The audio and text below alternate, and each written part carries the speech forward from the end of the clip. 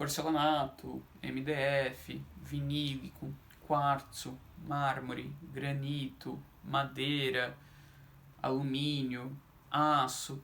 Você já parou para se perguntar quanto material tem no mundo e como a gente, arquiteto, sabe escolher exatamente qual vai aonde? É esse segredo que eu vou falar para você nesse vídeo, vem comigo.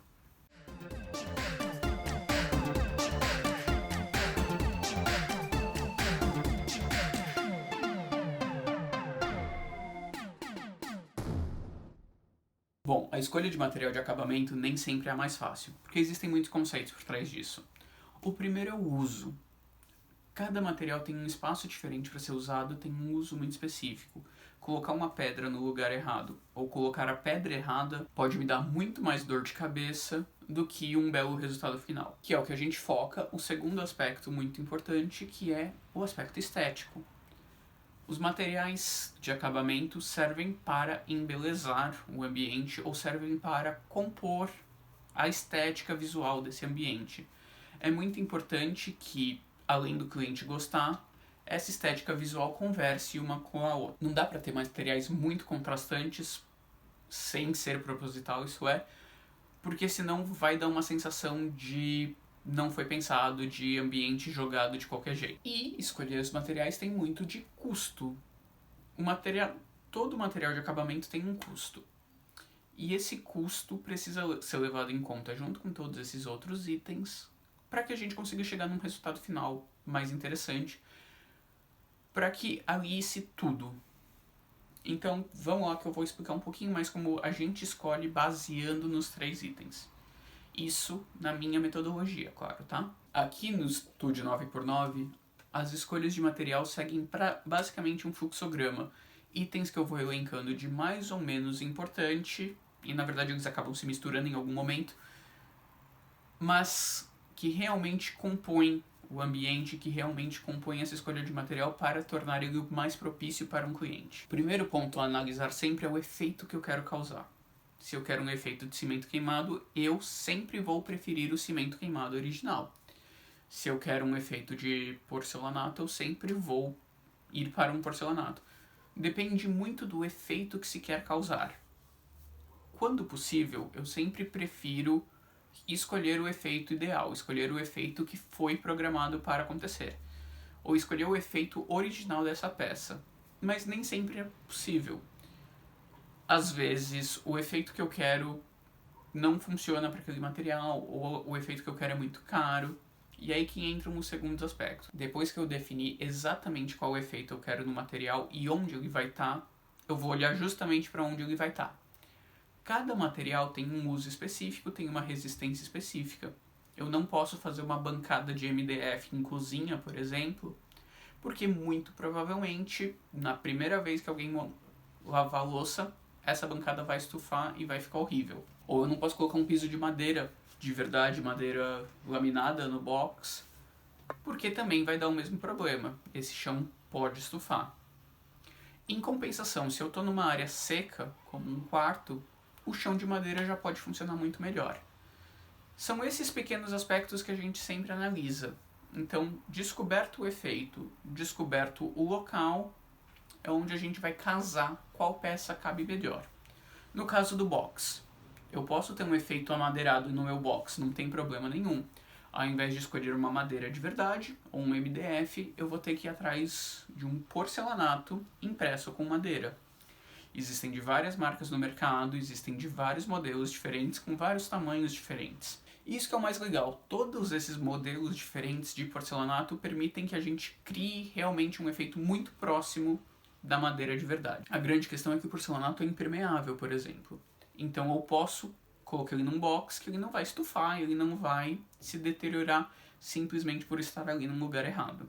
E agora que você já sabe qual o efeito que você quer criar, eu tô com isso foto, qual o efeito que você quer criar e aonde esse efeito vai ser colocado, chega a hora de compor tudo isso com o custo do material.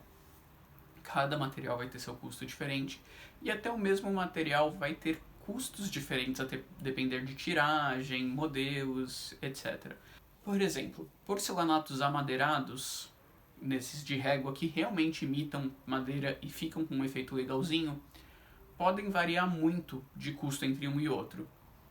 Então, depois que eu já sei exatamente qual material eu quero e qual efeito que eu quero, chega a hora de compatibilizar isso com o budget do cliente. Porque não adianta nada eu ter uma verba de R$ 2.500 para fazer uma cozinha e indicar uma bancada de 4.000. Essa bancada não vai ser instalada simples assim.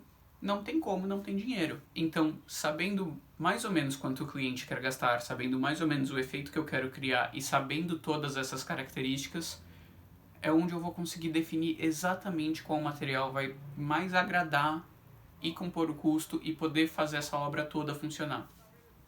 É importante lembrar que nenhuma obra funciona só com uma peça, não é só um material. Então é importante pensar ela num todo. O budget da obra tem que ser livre, tem que ser dividido para toda a obra, não somente para aquele aspecto. Porque tendo esse budget para trabalhar a obra toda, você consegue entender onde dá para investir um pouco mais e onde dá para remover um pouquinho desse investimento. É isso, nenhum material é escolhido em projeto só porque deu na telha, só porque eu quero. Todos os materiais escolhidos têm que ser muito bem pensados e justificados para que o resultado final fique bom.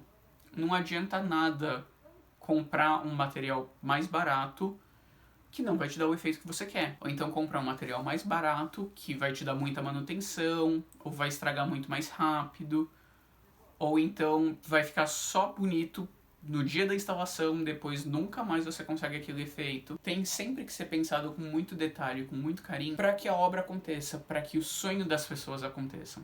Não é só sobre lidar com qual piso você quer, é lidar com a forma como esse ambiente se compõe. E é isso que a gente trabalha. A gente trabalha para compatibilizar estética, custo e técnica de todos os materiais que a gente indica. E é claro que eu não preciso nem citar aqui que todos os materiais precisam sempre ser aprovados pelo cliente, né?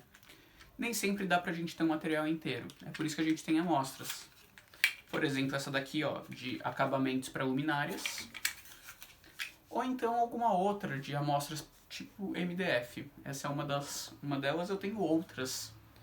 Mas isso consegue mostrar a textura do MDF, a cor, a forma como ele acaba, para que o cliente entenda exatamente qual material está indo para casa dele. Toque.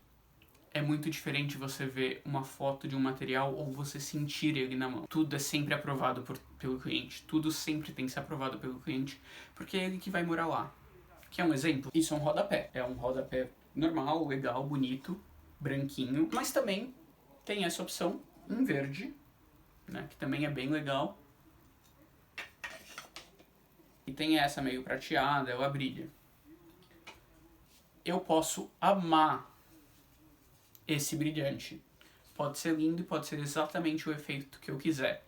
Se o cliente odiar e não quiser usar ele, quiser o branco, não adianta nada eu querer o brilhante. Não adianta nada eu usar o brilhante. Porque simplesmente não vai combinar com a casa da pessoa, não vai combinar com o gosto dela. É por isso que a gente sempre tem muitas amostras. É por isso que eu, particularmente, gosto de trabalhar com muitas amostras. Porque eu posso mostrar pelo menos um pedaço do resultado final do material para o meu cliente e ele realmente se sentir confortável com isso. Mas me conta aí, você sabia que a escolha de revestimentos tem todo esse conceito técnico por trás? Ou você achava que era uma coisa muito mais prática, muito mais estética? Comenta aqui embaixo se tiver uma dúvida também. Aproveita que está descendo a tela, já deixa o like no dedão e se inscreve no canal para não perder os próximos vídeos. Eu acho que foi. Até mais. Tchau.